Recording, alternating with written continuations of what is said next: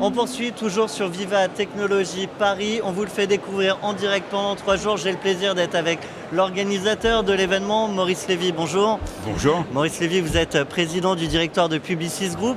Alors, vous allez faire, comme pour toutes les startups qui s'assoient à votre place, sur WeDoBiz, pitcher Publicis Group en seulement 3 hashtags. Ça donnerait quoi? Alors le premier, c'est une start-up qui a réussi, puisque Publicis a démarré en 1926 de pièces cuisine, c'est devenu ce que c'est.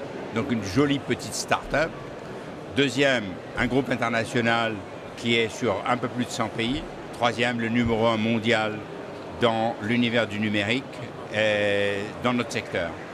Bon, alors du coup, toute la légitimité pour organiser un événement comme celui-ci, Viva Technologie Paris, c'est juste énorme.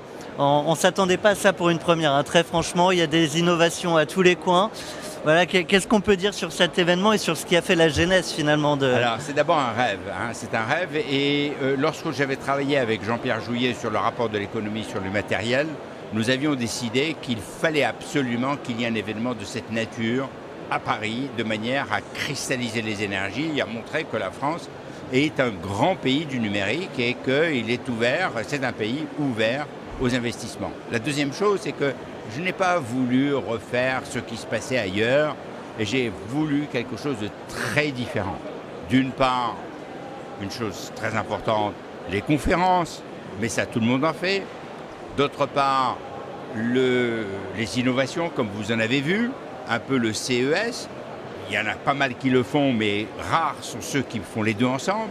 Et puis, on s'est dit qu'il fallait corser les choses et les rendre encore plus difficiles avec les challenges posés aux startups par les grandes entreprises et faire travailler ensemble, co-worker, les grandes entreprises avec les startups. C'est-à-dire que là, pendant 3 jours, sur les grands espaces de grands groupes qu'on observe, il y a plein de startups partout. Elles sont en train de bosser, d'innover sur des projets de grands groupes. Elles montrent d'une part ce qu'elles savent faire et en même temps, elles bossent sur des défis et elles peuvent être récompensées, etc. Donc c'est un rêve que j'avais. Ce rêve est devenu réalité. Je dois dire que j'ai été extrêmement nerveux avant de venir. J'avais un peu comme... un acteur qui monte en scène un peu le trac. Sur scène, ouais, forcément. Et puis là, je veux dire que c'est au-delà de ce que j'espérais. Maintenant, comme disait la maman de Napoléon, pourvu que ça dure. Pourvu que ça dure, il y a 3 jours. Le 3e jour est ouvert au grand public. Ça, c'est un grand défi. Ça, c'est nouveau aussi parce que autant dans l'écosystème, on a l'habitude de se rencontrer, autant l'ouverture au grand public de toutes ces innovations, avant même parfois qu'elles voient le jour, ça, c'est nouveau aussi. Oui, mais ça, c'était voulu pour une raison très simple. C'est que je me suis dit, nous avons l'habitude de travailler ensemble, de nous regarder entre nous, de participer entre gens de l'écosystème.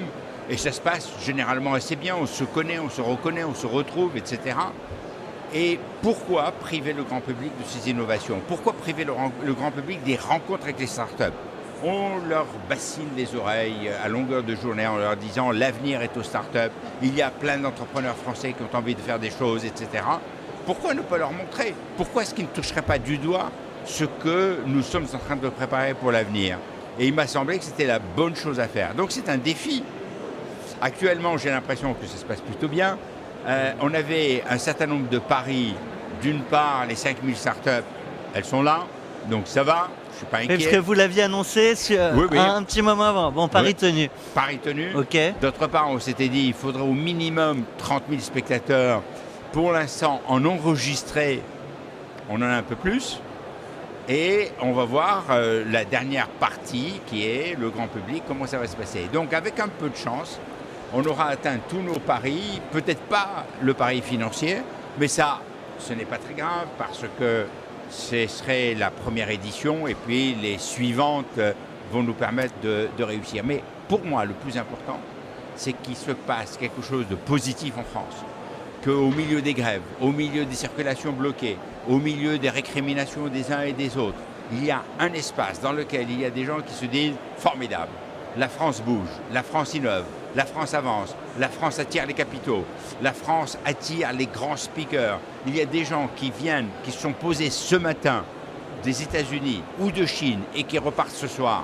Vous imaginez tout ça pour assister à un événement pendant quelques heures? Moi, je trouve ça formidable. Est-ce que quand on a vu plein d'innovations, j'imagine que vous en avez découvert en avance, vous êtes baladé un peu dans les espaces aujourd'hui, est-ce qu'il y a eu un effet waouh sur une ou deux innovations? Il y en a plusieurs. Hein. D'abord... Oui, mais il va falloir choisir, hein. Comme le temps nous est compté. Voilà. Il n'en faut qu'une seule. Allez, je vais me lancer. Comme j'ai déjà parlé de la Google Car, qui est quand même intéressante, j'ai parlé d'Oculus de Facebook. Je vais parler de deux. Allez, donnez-moi deux. Allez, je suis gentil. On est gentil sur Vous êtes Edubiz. gentil, hein. Donc donnez-moi deux. Je vais parler de la PlayStation VR.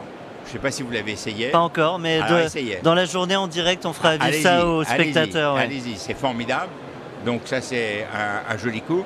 Et puis, allez sur le stand du PMU. Vous allez voir des choses passionnantes. Là, on a commencé à s'amuser, ouais, on a fait Voilà. Comme vous aimez les défis, si on se recroise dans la journée et qu'on est en direct, on fait une course ensemble. Allez, on va essayer, si j'ai du temps et si vous en avez, avec plaisir. Pour finir, Maurice Lévy, je vous propose... non, avant de parler de ça, j'aimerais savoir, parce que quand on est une start-up, on imagine qu'on n'a pas les moyens de s'offrir Publicis pour communiquer. Donc sans trop de budget, avec un peu de jugeote, quel conseil vous donneriez à une start-up qui veut faire le buzz? Bon, d'abord, les startups savent faire le buzz de manière étonnante. Elles sont capables d'inventer n'importe quoi, même des mensonges, ce qu'il ne faut pas faire. À mon avis, il ne faut pas exagérer. Il ne faut pas exagérer le propos, parce que quand on exagère le propos, après on est condamné. C'est déceptif. Donc c'est déceptif et il ne faut pas le faire. Mais elles sont extrêmement habiles à vendre leur soupe. Et donc, je ne suis pas sûr qu'elles aient besoin de beaucoup de soutien. Cela dit, quand on frappe à la porte de Publicis, Publicis écoute. Publicis est prêt à aider. Et dans le domaine des startups, encore plus qu'ailleurs. D'ailleurs, écoutez, c'est la preuve. Hein. Je veux dire, on a fait tout ça pourquoi? Pour les startups, pour l'écosystème français. Si Publicis avait un challenge, comme à l'image de ce qu'on peut voir sur les espaces pour les startups, ce serait quoi? Je pense que ce serait sur le big data et la tech. Quel est l'algorithme, quelle est la solution qui permet d'abord d'éviter les ad blockers? Voilà, un premier challenge. Le deuxième challenge, c'est comment faire en sorte que nous évitions les intrusions, les excès de communication en ciblant de manière extrêmement juste. Et puis, comment éviter la fraude? Voilà un grand défi. Donc voilà, trois challenges. Si vous avez la solution, en 30 secondes. Si vous avez la solution, les mecs ou les nanas, venez, on est ouvert. Maurice Lévy, voilà, 30 dernières secondes et carte blanche, les yeux dans les yeux avec les start-upers. Vous les regardez ici, les yeux dans les yeux. Vous avez 30 secondes et carte blanche pour dire finalement ce que vous voulez. Moi, ce que je veux, c'est que vous réussissiez d'abord et avant tout. Mais cela dit, si vous avez des grandes idées, si vous avez envie de changer le monde, si vous avez une idée qui va bien au-delà de l'idée de faire de l'argent, venez me voir. On était avec Maurice Lévy, président du directoire de Publicis Group. Un grand merci à vous. Merci, c'est très sympa. J'aime beaucoup. We do biz. Nous aussi on aime bien et j'espère que vous aimez tous bien aussi. On se retrouve toujours ici sur le plateau au fil de ces 3 jours et en direct sur notre page Facebook pour vous faire tester toutes ces innovations dont Maurice Lévy nous a parlé. À très bientôt, merci à tous. Merci.